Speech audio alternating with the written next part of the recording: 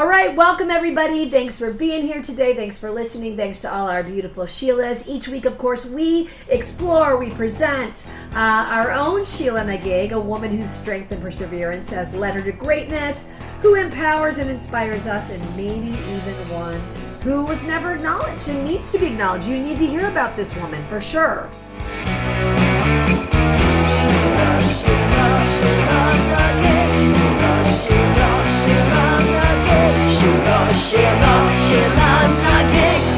So anyway, we are so happy you're here today, and again, one who has never been acknowledged perhaps, or just maybe somebody you don't know about that you should know about. They could be living, they could be dead. And we're always looking for ideas. So please send us your Sheilas if you know of somebody who did something remarkable and it should be bragged about and lauded, which Missy and I love doing. Totally. Yep. We're good at that. So, and how are you doing? I'm doing well. You're doing well? Are you? Yeah. How are you? I'm good. We just had a big 4th of July party. 4th of July was really fun. We had a big 4th of July party here. Yeah, I have to tell everybody who doesn't know this, Missy has this panoramic view from her window, from her balcony of her house of LA and the Dodger Stadium. And so when Dodger Stadium. Dodger Stadium. So when they're doing their, fireworks. Their fireworks.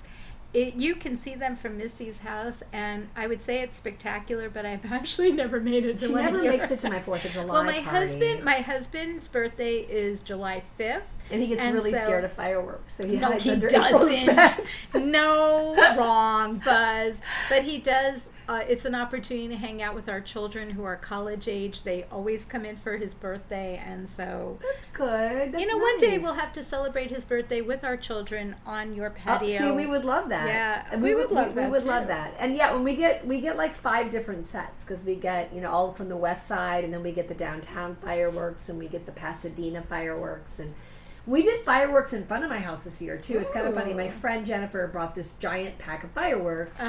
She had asked me ahead of time, is it okay? And she's brought them before, actually. But these were intense freaking fireworks. And everyone's like, wait a second, are these legal? No. And she's like, well, they're legal in Culver City. And it's like, oh, they're not legal in L.A. But they were the real deal. And everybody, I was the lighter. You would be, right? I did. I lit probably 50 different fireworks off in front of my house. And my husband refused to come out. He was like, something's going to catch on fire. Some kid's hand is going to blow up. Like, I am not going out there. But I'm here to say everything was okay. That I'm really glad to hear that. I did get the feather duster and dusted off some of the cars because there was like this soot kind of in the air. So I did dust off everybody's cars. But it was really... It was really fun. It was sick, man. It was badass. Like I felt like a teenager. I'm like, I'm like, of course I could see that. Of course I have terrible vision. I have to be like, where's the wick? Missy, the wick is on the side. It's right here. Okay. I do want to note that Missy is legally blind. That's what I mean. So the fact that she was setting off the fireworks is a little scary, but I'm here to attest. She's standing here in one piece. My daughter actually came out at one point and says, Daddy doesn't think he should be the one lighting off the fireworks. And I was like, well, tell Daddy that I'm doing it and it's okay.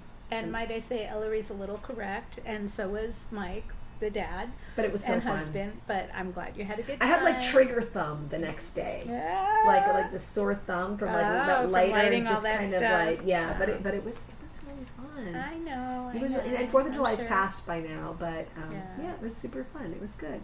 Right. And so April. Yeah. Who is your Sheila for today? I'm very excited. Should we give it a little drum roll? Wait. Yeah. Okay. My Sheila is such a badass. Oh. She's a serious badass. Okay.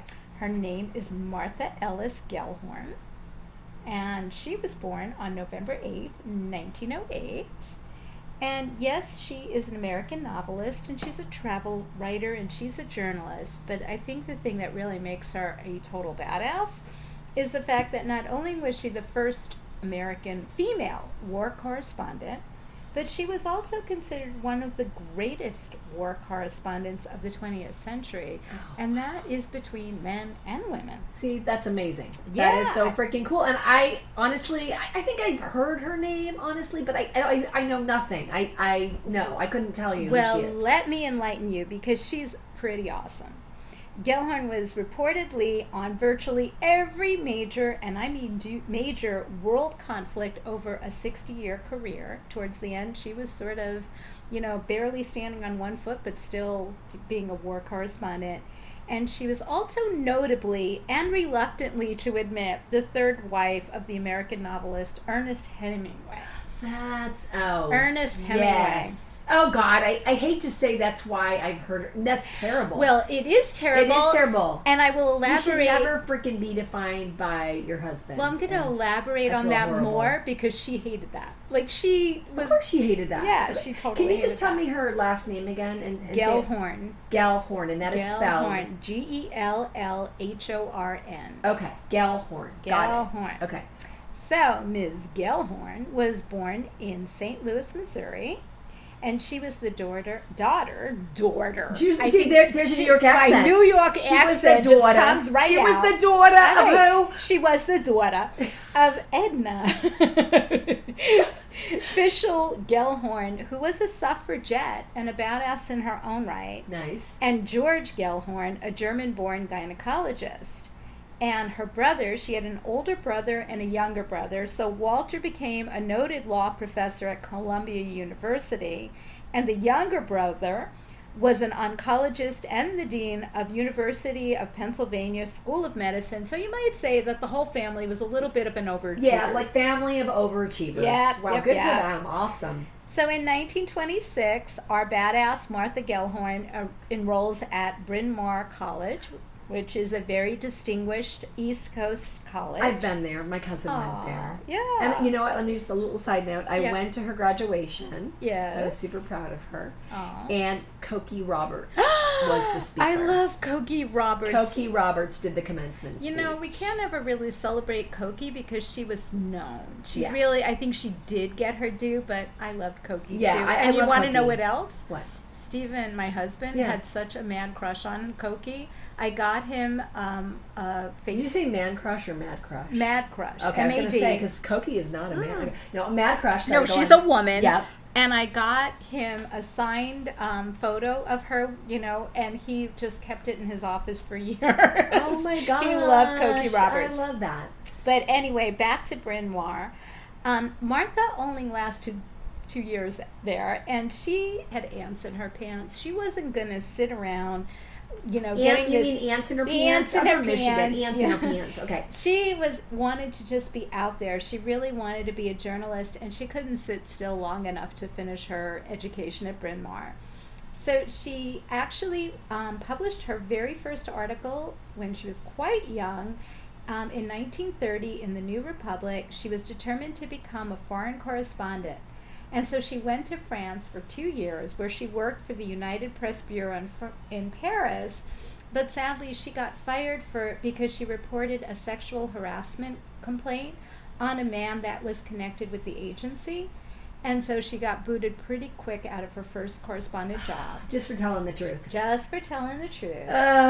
But she wasn't one who dwelled on, on disadvantaged things that happened. She just shook it off and spent years traveling Europe, writing for newspapers in Paris and St. Louis, Missouri, Paris, Paris, and St. Louis. Wow. And she covered fashion for Vogue. Her aspirations were much bigger, but she was getting herself started. And she also became very active in the pacifist movement and wrote about her experience in her 1934 book, What Mad Pursuit. And that was just her early publications. There were a lot more to follow.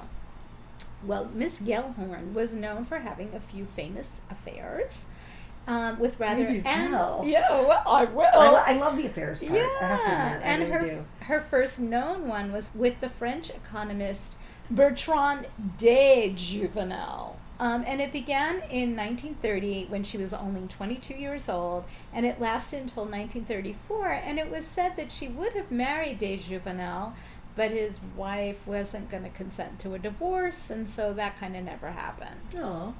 So she returned to the U.S. in 1932, and she befriended no other than the First Lady, Eleanor Roosevelt. And she was invited to live in the White House, which not too many people can say. Really? Yeah. She was invited by Eleanor to live in the White House? Yes, because she spent her evenings helping Eleanor write correspondences and the First Lady's My Day column for the Women's Home Companion. That's so cool. It was really Can you cool. imagine being a fly on the wall with those two ladies and just like hearing their conversation? Oh my gosh, no. Drinking wine with them, hanging out. And she knew FDR, and she was hired as a result, I believe, of her affiliation with FDR as a field investigator for the Federal Emergency Relief Administration, known as FERA. And that was created by FDR to help end the Great Depression. So Gellhorn, remember those ants in her pants and her ambition to travel? Yeah. She traveled around the U.S. for FERA to report how the Depression was affecting the whole entire country. And she partnered at one point with photographer Dorothea Lange, and they documented the Depression and the degradation that it brought. And of course, she was a notable war correspondent. But when it came to FERA, she not only drew a lot of research about the Depression, but she wrote a collection of short stories called The Troubles I've Seen in 1936. But her career at FERA came to an abrupt end when she convinced a group of workers to break the windows of FERA office to draw attention to a crooked boss that worked there. Oh my gosh. And so their rebellion, their opposition to this crooked boss was actually successful, but she did get fired. Oh my gosh. That's yeah. Well, he must have been really bad. He was really bad, and she wasn't one to take any huff or crap. Sometimes you got to do that. Sometimes you got to smash the windows. Like even if it's not Devil's Night. Like sometimes it's just time to do it. Yeah. And Gellhorn did it. Got fired, and then she met Ernest Hemingway. It was 1936, and she was on a family trip during Christmas to Key West in Florida.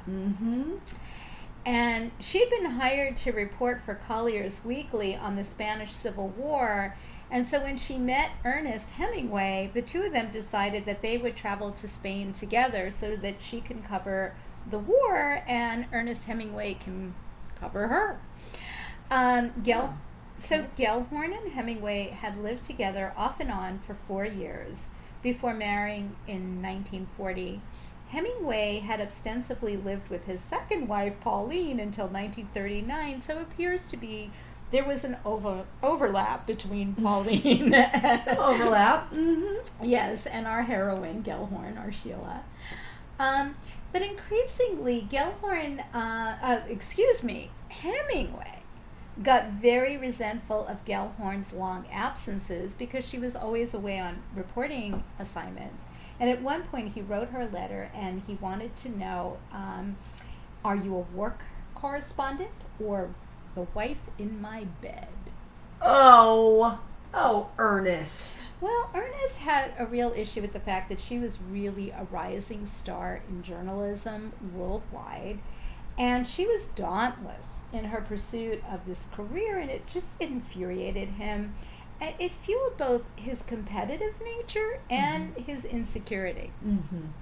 So during the build-up to D-Day of World War II on June 6th, Martha informed him that she was leaving for Europe to cover the war for Collier magazine.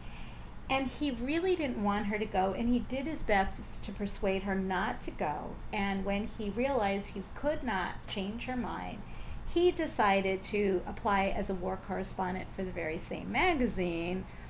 And as he must have realized it would, his fame and notoriety won out, and he received the contract. And that is really shitty. Conversely, she applied to the British government for press accreditation to report on the Normandy landings. And her application, like those of all female journalists at that time, were, guess what? Denied. So lacking official press credentials. I told you she was a badass? Yeah. Here's another example of how she is a badass. She went and smashed their windows out. No, she did not. Okay. She posed as a nurse and was allowed into a hospital ship where she promptly locked herself in a bathroom so that she would land with that ship in Normandy on D-Day. Wow. And 2 days later, as a stowaway, She saw many of the wounded and became a stretcher bearer in that conflict. Wow. And she later recalled, I followed the war wherever I could reach it. She was the only woman to land on Normandy in D-Day on June 6, 1944. Wow. The result of her risk-taking was revealed in detail by Collier in their weekly magazine. They have ran an article called The Wounded Come Home. But journalists, both male and female, were prohibited from crossing the English Channel on D-Day. So Ernest Hemingway, who had gotten his credential to cover the war, obeyed the restriction. And although he wasn't on Normandy during D-Day, he did get a glimpse of the beach from the channel, and he delayed his landing until the next day. But when their D-Day pieces appeared in Collier, Ernest was the cover story. Oh, God. God, of course he was. This is just... Well, in addition to him getting caught and having an affair, this getting that kind of coverage from Collier over her daring, stowaway on the ship. How could she stay with him? She didn't. That Okay. was the end of the marriage. That was like it. That was And it. That was while the you- last straw. And Yeah. it's a little hard to say whether the last straw was the Collier coverage or the Right. news coverage, Right. or it was the affair, but let's just say that put the nail in the coffin. Right. So And rightfully so. rightfully so. That is really bad. The backhanded, devious, yeah, right? just so not, ugh. Well, Gellhorn resented her notoriety as Hemingway's third wife, and she had no intention of being a footnote in someone else's life. As a condition for granting interviews from thereafter, she was known to insist that Hemingway's name not be mentioned. Good. Right? Good. And as she once put it, I have been a writer for over 40 years. I was a writer before I met him, and I was a writer after I left him. Why should I be merely a footnote in his life? Right. So you Exactly. you called it. Exactly. Ugh. So there were a lot of publications and films about their tormented relationship. One small example was in 2012, a film, Hemingway and Gellhorn, which is based on those years. There's a 2011 documentary film, No Job for a Woman, The Woman Who Fought to Report World War II, which features Gellhorn and how she changed war reporting. Because again, I really want to say here that while she had a brass pair of balls, to put it lightly, as a woman, she just had a brass pair of balls as a war correspondent. Right. And she really elevated the game for war correspondence in her era. Right. So in Germany, she reported on the rise of Adolf Hitler in the spring of '38, months before the Munich Agreement, and she was in Czechoslovakia at that time. And after the outbreak of World War II, she described those events in the novel she wrote, A Stricken Field. She later reported the war from Finland, Hong Kong, Burma, Singapore, and England. The woman did not stand still. Wow. She was also among the first journalists to report from Dachau when the concentration camp was liberated on April 29, 1945. Wow. Did she have any kids? Funny you should ask that. I was getting there. Oh, so I don't know. I always wonder that because I'm always like a woman who is that involved and busy and passionate and committed. It would be hard, I would think, to have a child, but It was. So between her marriages, after divorcing Hemingway in '45, Gellhorn first had some romantic liaisons, as I mentioned before. She was known to comport with Lawrence Rockefeller, an American businessman. Ooh. Journalist William Walton, which had apparently no relationship to the British composer, and a medical doctor, David Gerwish, I'm not exactly sure how to pronounce that, who she consorted with in 1950. But without any husband and in between relationships, Gellhorn adopted a boy who was originally named Sandro from an Italian orphanage. Oh, Yeah. I love that. Since we're both mamas of adoption. We are. That's We both have so children. Yes, we do. we Both have adopted children. That's amazing, Sandro. Okay. Sandro. Well, he was formally renamed. She formally renamed him George Alexander Gellhorn, and widely he was called or known as Sandy. And she was reportedly a very devoted mother for a period of time, but her nature was not overly maternal. She always was leaving. She was on correspondence. So Sandy was left largely in the care of relatives in Englewood, New Jersey. And for long periods, she was just gone and traveling. And eventually, So eventually he did attend boarding school, and apparently I knew that was coming. Yeah, and their relationship Boarding school. Yeah. was ended up being considered or described as embittered. No, that's too bad. It was. But in 1954, she did marry again. She married the former managing editor of Time magazine, T.S. Matthew. Nice. And that lasted a few years till 1963. And then she stayed in London for some time before moving to Kenya and then South Wales.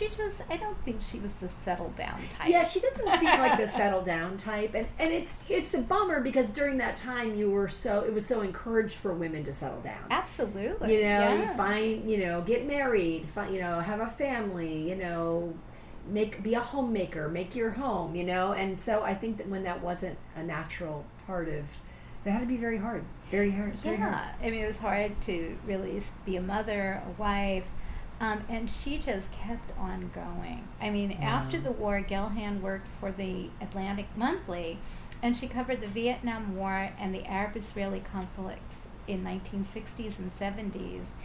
And she passed her 70th birthday in 1979, continuing to work the following decade, covering the civil wars in Central America. Of course she did. Oh my gosh. So as Gellhorn was approaching 80, she began, imagine this, to slow down. In 80. Begrudgingly, I'm sure, yeah. Although she managed to cover the U.S. invasion of Panama in 89, and in 1990 she went door to door in the slums of Panama to report on civilian casualties resulting from the U.S. invasion. She didn't retire from journalism until the 1990s began. She had an operation for cataracts that ended up being unsuccessful and left her permanently impaired visually. Oh, God, that sucks. Yeah, and that used to be a much more complicated surgery. It was. These days it's quite simple, but I think then it was a much bigger deal. Yeah. Oh, that's so sad. Sadly, she announced that she was too old to cover the Balkans conflict in the 90s, but she did manage one last overseas trip to Brazil in 95 to report on the poverty in that country. Aww. And that was published in the literary journal Granta.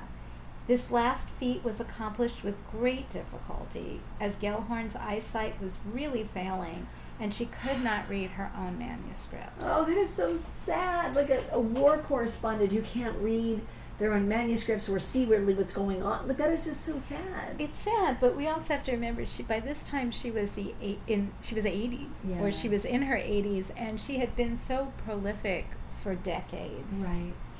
Her books include a collection of articles on the war, the face of war, The Lowest Trees Have Tops, and a novel about McCarthyism, which was an account of her travels, including one trip with Hemingway. It was called Travels with Myself and Another, and she wrote a collection of her peacetime journalism, The View from the Ground. She's reckoned that in a 40-year career, she had created homes in 19 locales, and just was incredibly prolific in her writing, reporting, and in her moxie. She just wasn't going to be stopped by men or policies. Conventionalism. No. Mm-mm. In her last years, Gellhorn became very frail and nearly blind, and she suffered from ovarian cancer, which spread to her liver. And on February 15th, 1998, woman who wasn't going to leave matters into the hands of fate, she died by suicide in London. by apparently swallowing cyanide capsules. Whoa. So she kind of died on her own terms. I was going to say, she did it on her own terms. I know that's controversial, but, you know, if you are in pain and not living a good life and there are no alternatives, I can see why people choose that, for sure. Yeah. You know? Yeah, absolutely. Oh my gosh, that is, wow, that's crazy. But it was consistent with her life. She wanted to make up her own rules and live life her own way, and that was it is consistent with that. Some people say, you know, how you live is how you die. And yes, and that is true. I think that is very true. Time and time again, I think that is true. So getting back to Hemingway, I'm sorry, but yes. I have a couple questions. One is, were there any cases of like plagiarism that you found? Because just thinking about Zelda and F. Scott Fitzgerald, I'm just like, I wonder. No, I think that it wasn't so much plagiarism as it was competition. Yes. That he started becoming a war correspondent and encroaching in the areas where she had let him know she wanted to cover. And although she outsmarted him in terms of getting to Normandy, you know, he ended up with the cover article. Awful. That is just awful. But, you know, although we look at women who didn't get their proper due, I will say a couple of things. The Martha Gellhorn Prize for Journalism was established in 1999 in her honor. That's cool. She was known as one of the best war correspondents of her era, so she was acknowledged in many ways. That is good. In 2019, a blue English heritage plaque was unveiled at Gellhorn's former London home, the first to feature the dedication of a war correspondent. And in 2021, a purple plaque was placed on the cottage she lived in northwest Chepstow as part of a national effort to commemorate a remarkable woman. Oh, I love that. Yeah. Also, wait. There's more. Yes, and I love that there's more. And I still have more questions, but go ahead. Okay. In October of 2007, the United States Postal Service announced that she would be honored along with 5 other 20th century journalists with first-class rate postage stamps that were issued on April 22nd, 2008. So her likeness was on a postage stamp so cool. in that era. And while we generally look for women who've been overlooked, I think these distinguishing honors were sort of obscure. Yeah. And she wasn't widely known. She was in 2011 the subject of an hour-long episode on the World Media Rights series Extraordinary Women, which aired on the BBC and periodically in the United States on PBS. Nice. Before her death, she had become a legend. She reported on wars from Spain in the 1990s to Panama in the 1980s, and her travel books have become classics. Her marriage to Ernest Hemingway and affairs included legendary lovers like H.G. Wells. Ooh. And her relationships with 2 presidents, not necessarily romantic, included, as we discussed, FDR, but also John Kennedy. Wait, she was romantic with FDR? No, she was not romantic with FDR. Okay, because that would be really a diss to her friend. No. Okay, I heard that. And she wasn't romantically connected with JFK either, but she did have friendships with them. That's good. Yeah, okay. And her work was really dedicated to exposing tyranny and deprivation and her outrage of corruption and cruelty of modern governments. This controversial and acclaimed biography that was written about her portrays a vibrant and troubled woman who never got tired of fighting for causes she considered just. She was said to say, "I followed the war wherever I could reach it. I had been sent to Europe to do my job, which was not to report the rear areas or a woman's angle." Whoa. So that's my Sheela. She's amazing. Did she write a book about her relationship with Ernest Hemingway that you know? No, she really didn't want, she didn't want to be associated. Yeah, there were things written about her. There were movies and books and all this stuff about her relationship, but she really didn't want to be known as his wife or his lover. I get that. She wanted to stand in her own right. I get that. But it would be, it would have been nice for her to expose him a little bit for the rat he was in the Well, marriage. I think that I he don't know. doesn't have the best reputation as He a doesn't. husband. He doesn't have the best or reputation. as a lover. No. And she did nothing to encourage anything that contradicted that image. Right. Yeah. That's Wow. Well, that is an amazing Sheela. That is a badass, like you Yeah, said. she's a badass. She's a badass. And yeah. while she was recognized, and there was even a stamp in her image from a while back, I really felt like I wanted to just share her moxie, her determination, especially during an era where women just weren't usually given those opportunities. Right. And some of those opportunities she just took. Right. And she was courageous too, because you were talking about D-Day. Yeah. And she was there. I personally would try to avoid D-Day. Yeah. I think if I was a war correspondent, I would be like, oh dang, I meant to be there, but I couldn't be. Just because I'm not courageous, in that way, which is maybe why I'm not a war correspondent.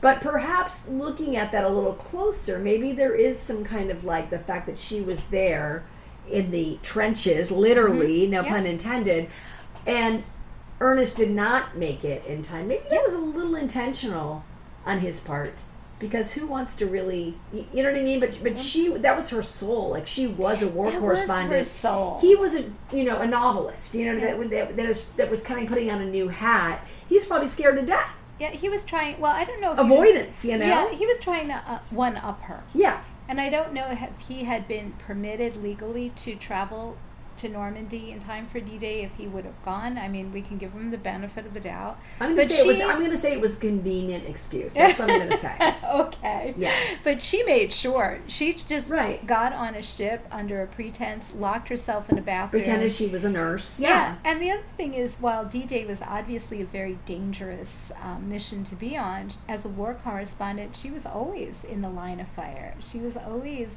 covering, in the trenches and the harsh side of life. And Right. that was what she was dedicated to doing and recognized for. Wow. And that's a very admirable, courageous job. I could not be a war correspondent. I hate war movies. Yeah. I can't even watch a war movie because I get so upset. Like, I just get, that's one of the genres that just, I can't do it. I can't do it. I can't. There's a lot of genres I can't do, but that one in particular is like, no, and I just, no, I couldn't do that. And I do have a lot of respect and admiration for people who are able, even soldiers, of course soldiers, you know what I mean, but besides war correspondents and soldiers, my God, Right. like that is a People who put themselves in the line of fire. I mean, you could say that about a lot of professions. People who are willing to go into dangerous situations for some righteous cause, Yeah. to do well. because somebody's got to do it. Yeah, somebody's got to do That it. person is not me. But I am very grateful, and and I am I'm very grateful, and I just find it really admirable. And thank you to anybody who's listening who has had to fight in a war or go into a war zone or even, for any reason. Yeah, or even just in country. I think that law enforcement can be very controversial, Yeah. but we do have to remember that people go into dangerous, unknown situations every day for the safety and welfare of others. It's true. It's Yeah. true, and that is and we thank you. We thank you for that. Wow, this was really a great Sheela. Aw, thank you. I'm very excited, and again, wanting to learn more about Martha, and it's making me think. Yeah. Well, I think that's part of our goal, Missy, in our podcast. Right. Is really to make people think, because women's roles have been ascribed to such corners of life, especially back then in Martha's day, and women who just refused to take on those traditional roles, even the part that was unfortunate about her son, while it was sad, it's also, it took, I guess it's a little conflicting, but you can't be a great parent and really go out into the world and put yourself in harm's way at the same time. Right. It's conflict of interest, yeah. as you know. But obviously her heart was in the right place, and she wanted to adopt a child and give them a good life, or what she thought would be a good life, but they needed more. She only had so much to give, you know. Well, and true. That's a little bit of a tough one, you know, for sure. It's hard to have. And it's harder for women. We don't have the same judgments when men do that. You're absolutely right. Men leave homes and families all the time, and we are used to that. Right, we're used to that. When women do it, it's a harder pill to swallow. You're right. We haven't been given those same freedoms at all. No, and I think, as women who take motherhood very seriously, there is that conflict about it, but there is a price that any of us pay when we follow our passions. Right, and there's something to say too as a parent for modeling. Mm-hmm. You want to model for your children.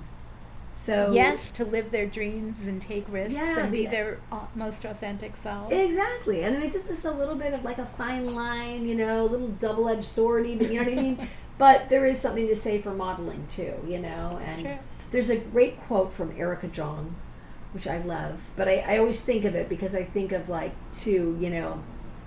sometimes like my mom, she didn't exactly model for us because she was kind of stuck in her role as a mother. Yeah. Really kind of against her wishes, but she, she loved us and she did the best she could with the tools she had, honestly. But I always think that she encouraged us all the time. She'd always have these little quips, these little things like, never be defined by a man, never be beholden to a man. You are not responsible for anyone's happiness but your own. So what did Erica Jong say? Okay, I'm just curious. I'm getting there.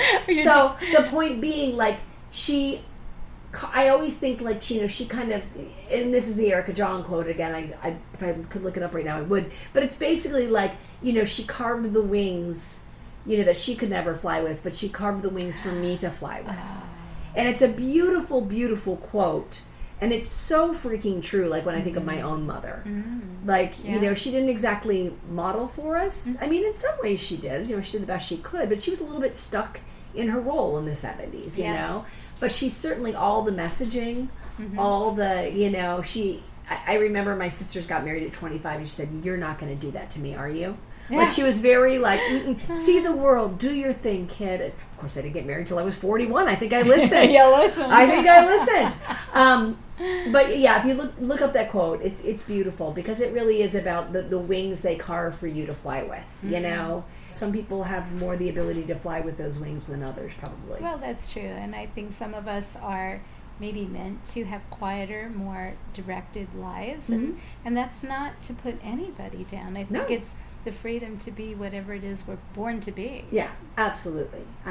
No, that is true. Our own path, the universe is pushing us down our own path, or directing us toward our own path, I should say, and that's so harsh, not pushing us, just directing us. Oh, sometimes it feels like a big push. Yeah. That is true. Sometimes it does feel like a big push, but then you always look back in retrospect and go, oh, I think I needed that push. Yeah. Often, right? Often. I think that's true. Right. That's true. Well, thank you for listening, everybody. This has been wonderful. I hope you'll go do some research on Martha yourself. Yes. I know I'm going to. Like, I like to snuggle into bed at night and kind of do, like, what did I learn about today? Let me see. I do a little more research. So I will definitely be looking up Martha tonight. And thank you for listening and for tuning in. We are so grateful for you listening, for our audience, for our amazing Sheelas, and keep those Sheelas coming. We want to cover many Sheelas. We're very excited. Yeah, and if you know of a Sheila you want us to cover, please let us know. Yeah, we want to know. Awesome. All right, be good. Don't do anything April and I wouldn't do. It doesn't leave a hell of a lot, but no, it doesn't. We're gonna go have a glass of wine now. So peace out. Peace out. Peace out. All right. Bye. Sheelanagig, unabashed in your glow.